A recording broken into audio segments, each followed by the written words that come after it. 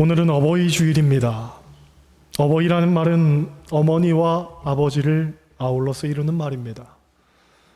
일반적으로 사람들은 어머니를 통해서 사랑과 은혜를 배우고 아버지를 통해서는 공의와 질서를 배운다고 합니다. 그래서 사랑에 대한 이미지를 떠올릴 때에 아버지보단 어머니로만 한정시키는 사람들이 많다고 하죠.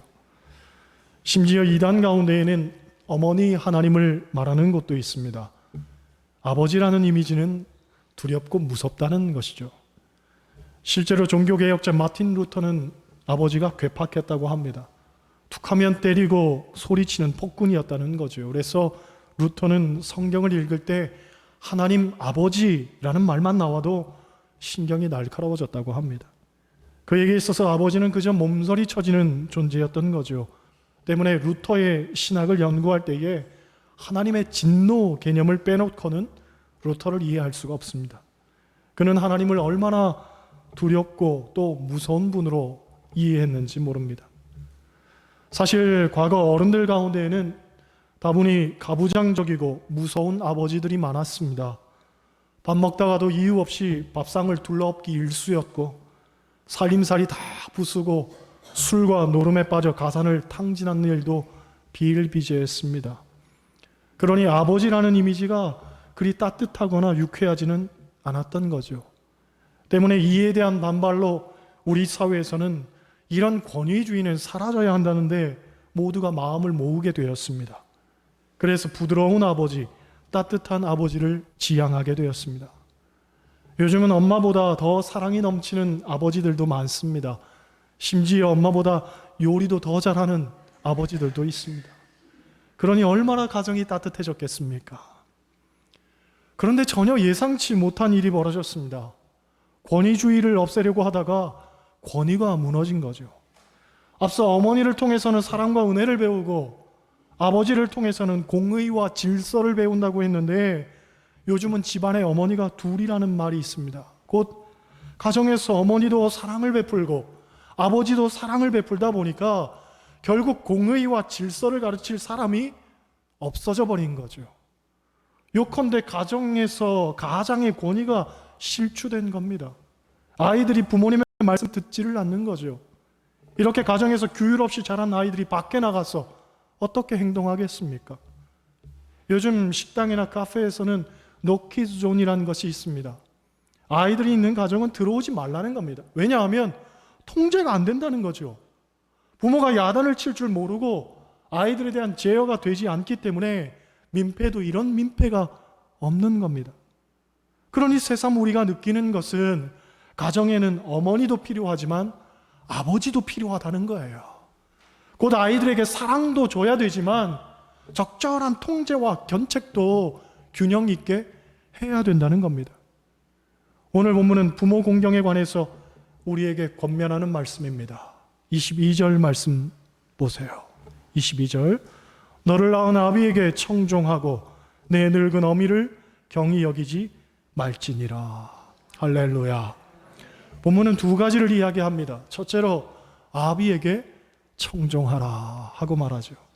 청종이란 말은 귀를 기울여 잘 듣고 행한다는 말입니다. 성경을 보면 아버지를 공경하고 아버지 말씀에 귀를 잘 기울였던 사람은 하나같이 복을 받았습니다. 반면 아버지를 무시하고 멸시했던 사람은 하나같이 잘 되지를 못했습니다. 창세기 9장을 보면 노아의 이야기가 나옵니다. 어느 날 노아가 포도주에 취하여 옷을 모두 벗고 낮잠을 잤습니다.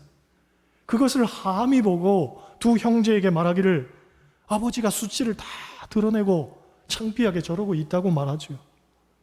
하지만 다른 형제들인 셈과 야벳은 아버지의 부끄러운 부분을 보지 않으려고 뒷걸음질해서 이불로 덮어드립니다. 이 사건으로 인해서 함은 두 형제를 섬기는 자가 됩니다. 사실 술을 먹고 실수한 노아에게 책임이 없진 않았지만 하나님은 부모를 공경하는 자는 축복하시고 부모를 업신여기는 자는 저주하신다는 사실을 우리에게 분명하게 교훈하기를 원하셨던 것 같습니다. 또 창세기 27장을 보면 야곱이 이삭을 축복하는 장면이 나옵니다. 우리가 잘 아는 것처럼 축복은 원래 큰아들인 에서가 받아야 하는 것이었습니다. 그런데 이삭이 나이가 들어 눈이 흐려졌습니다. 눈으로는 사물을 분별할 수가 없었던 거죠. 그 점을 노리고 야곱과 그의 어머니 리브가가 소위 계략을 세워서 에서가 받아야 할 축복을 야곱이 가로챕니다. 물론 성경은 그 일에 대해서 잘했다고 말하지는 않습니다. 후에 야곱은 그에 대한 엄청난 대가를 치르게 되지요. 하지만 중요한 것은 비록 잘못된 선택이었다 할지라도 이삭이 야곱에게 축복했더니 그대로 이루어졌다는 거예요. 여러분, 이것이 중요합니다. 에서가 받아야 할 축복을 야곱이 가로챘음에도 불구하고 하나님은 가로챈 야곱의 약삭 발음을 책망하시기보다는 야곱을 축복했던 그 이삭의 영적 권위를 인정하셨다는 사실입니다. 소위 가정의 머리는 아버지란 말이 있습니다. 하나님은 그 질서를 인정하신 겁니다. 아버지가 자녀의 머리에 손을 얹고 기도했더니 그대로 이루어진 거죠. 축복한 대로 된 겁니다. 비록 우리가 볼 때에는 잘못된 선택 같았지만 그조차도 하나님은 인정을 하신 거예요. 때문에 유대인들은 아버지의 권위에 대한 절대적 믿음이 있다고 합니다. 아버지가 기도한 대로 된다는 거죠. 그렇습니다. 하나님은 아버지에게 영적 권위를 부어주셨습니다. 자녀로서 아버지에 순종하는 것은 하나님께서 세우신 영적 질서인 겁니다. 그런데 더욱 본질적인 것은 오늘 본문이 말하듯 너를 낳은 아비에게 청종하라는 겁니다.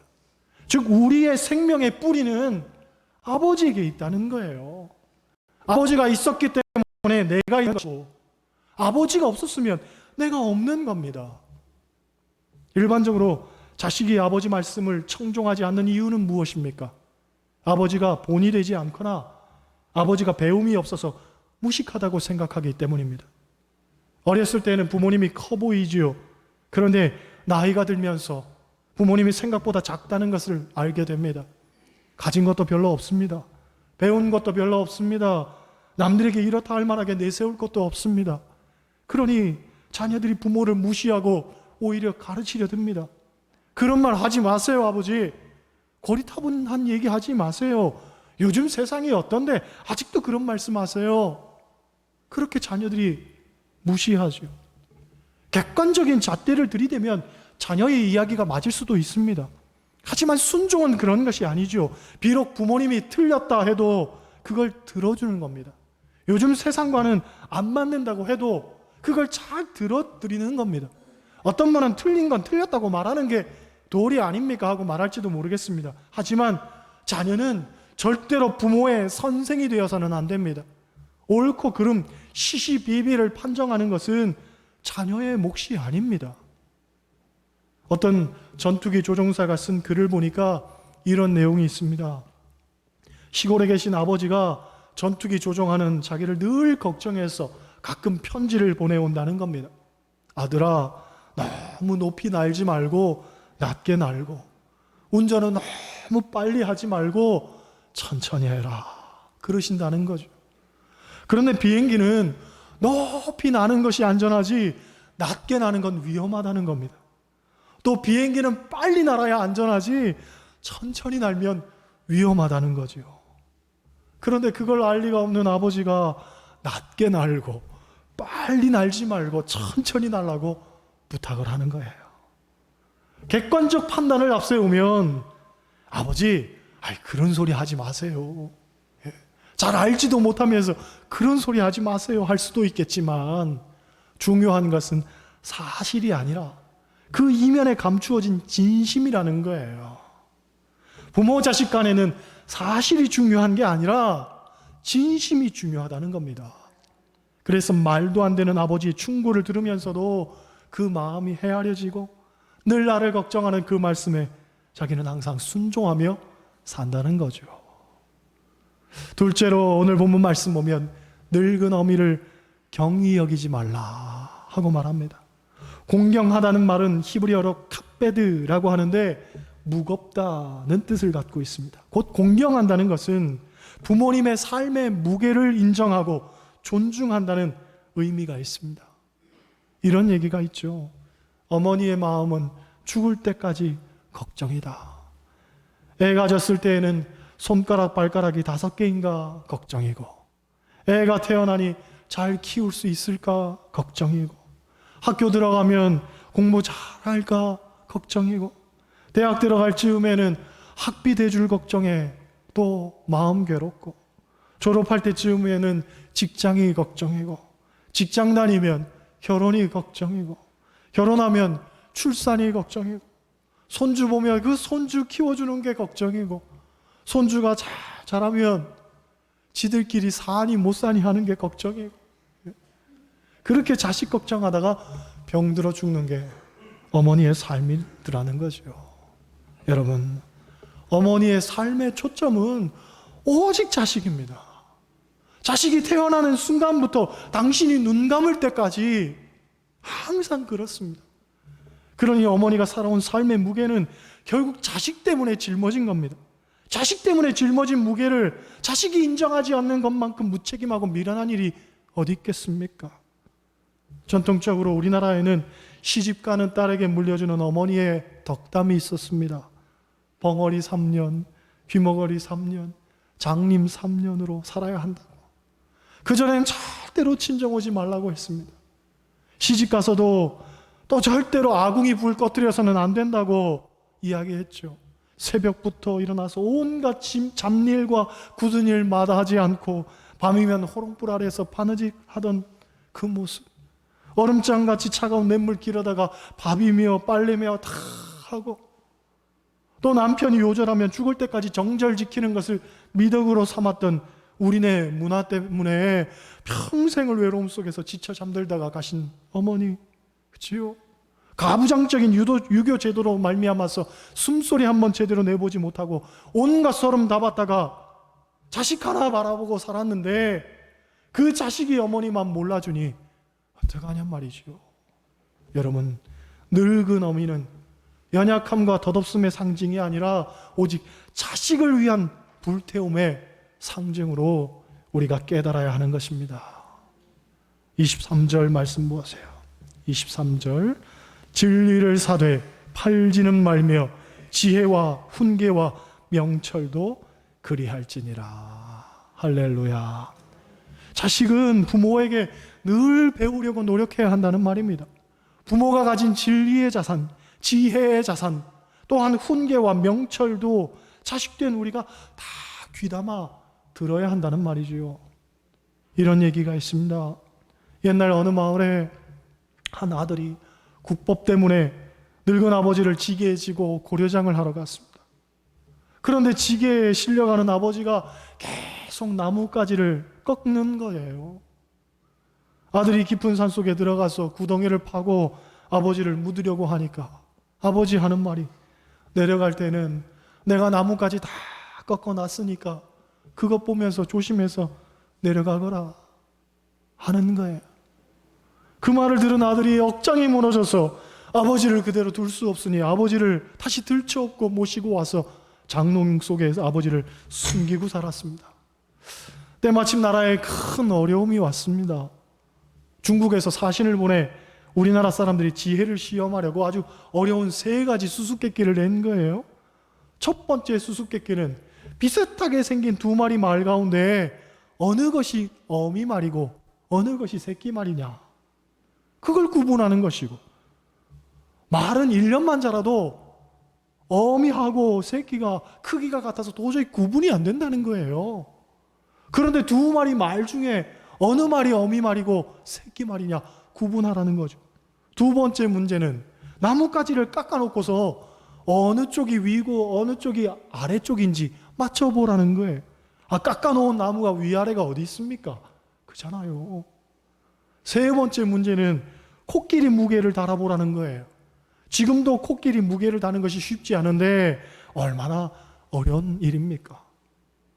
누구도 이 문제를 풀지 못해서 임금님이 이 문제로 고민한다는 소식을 들은 아들이 장롱 속에 있는 아버지에게 그 수수께끼를 일러주는 거예요. 문제를 다 들은 아버지가 아들에게 답을 가르쳐 줍니다. 첫 번째 문제, 말에게 먹이를 주면 어미 말은 새끼를 위해서 양보하는데 새끼인 말은 제 욕심만 챙기고 먼저 먹는다는 거예요. 그러니 먹이 줬을 때 먼저 먹는 놈이 새끼고 옆에서 지켜보는 말이 어미 말이라는 거예요. 두 번째, 나뭇가지는 뿌리 쪽이 더 단단하고 무겁기 때문에 물에 던졌을 때에 뿌리 쪽이 더 가라앉는다는 거예요. 세 번째, 코끼리를 배에 태워서 가라앉은 곳에 표시를 해두고 그 다음 빈 배를 표시해두고 그 차이만큼 돌을 채우면 돌 무게만큼 코끼리 무게가 된다고 했습니다. 결국 아버지가 알려준 대로 아들이 임금에게 가서 답을 말했더니 임금님이 너무 기뻐서 후한 상을 내리겠다고, 내 소원이 뭐냐 하고 물으시는 거죠. 그러자 아들이, 사실 수수께끼 마친 사람은 제가 아니고 나이가 많아 고려장 해야 하는데 몰래 숨겨두고 있는 아버지입니다 하고 사실을 직고합니다. 임금님은 그 말을 듣고 감동을 받아서 그 후로 고려장 제도를 없앴다 하는 이야기가 전해져 오죠. 물론 허구의 전래동화 이야기입니다만은 많은 사람들이 늙다라는 말이 약해지고 쇠잔해졌다는 말로 생각하지만 성경은 늙다라는 말이 경험이 풍부하다, 지혜가 많다라는 말로 이야기합니다. 그래서 잠언 16장을 보면 백발은 영화의 면류관이다 라고 말합니다. 부모님의 경륜과 지혜를 우리가 가장 가치 있는 것으로 여겨야 된다는 말이죠. 25절 말씀 보세요. 25절 같이 읽습니다. 내 부모를 즐겁게 하며 너를 낳은 어미를 기쁘게 하라. 할렐루야. 여러분, 자식은 마땅히 부모를 즐겁게 하고 기쁘게 해야 할 줄로 믿습니다. 그렇게 해도 부모님의 사랑을 다 갚을 수는 없죠. 부모님들이 자주 하는 말이 있습니다. 나는 됐다, 나는 괜찮다, 신경 쓰지 마라, 그럽니다. 그런데 그 말을 곧이곧대로 들으면 안 되죠. 정말 마음으로 살뜰히 잘 살펴야 되는 거예요. 지난 어버이날에 제 아내가 저희 장모님한테 옷을 선물로 사드렸습니다. 그랬더니 장모님 하시는 말씀이, 다 늙어서 옷이 뭐가 필요가 있냐, 장롱 안에도 옷이 가득 차 있는데 뭘 자꾸 사와, 돈도 없는데, 그런데 돈 쓰지 마, 그러시는 거예요. 그래서 옷 사온 걸 별로 안 좋아하시는구나 생각을 했는데 금방 갈아입고 나오셔가지고 저한테 묻기를, 어떤가, 괜찮은가, 그러면서 한 바퀴 도는 거예요.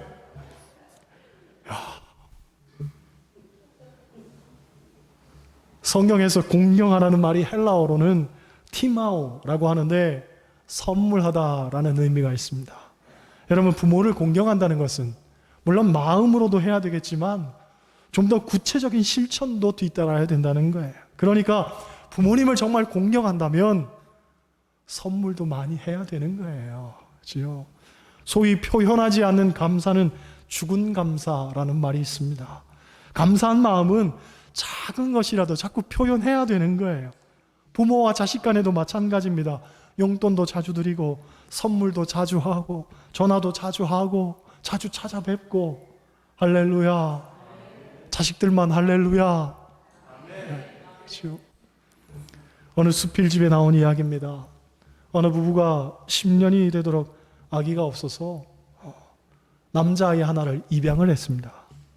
친자식처럼 정성 다해 키웠는데 안타깝게도 머리가 많이 둔한 아이라 중학교도 가까스로 졸업하고 동네 정육점에서 고기 써는 일을 했습니다. 그런데 입양한 후에 얼마 되지 않아가지고 태기가 생겨서 아들, 딸 그렇게 남매를 차례로 낳게 됐습니다. 이 아이들은 엄마 아빠를 닮아서 아주 똑똑하고 공부도 잘해서 대학 졸업하고 아들은 미국으로 유학 갔다가 박사학위 받아서 미국 대학에서 교수가 됩니다. 딸은 명문에 나와서 국내 굴지 기업의 임원이 되고 해외를 수시로 드나들면서 바이어들 만나는 아주 성공한 사람이 되죠.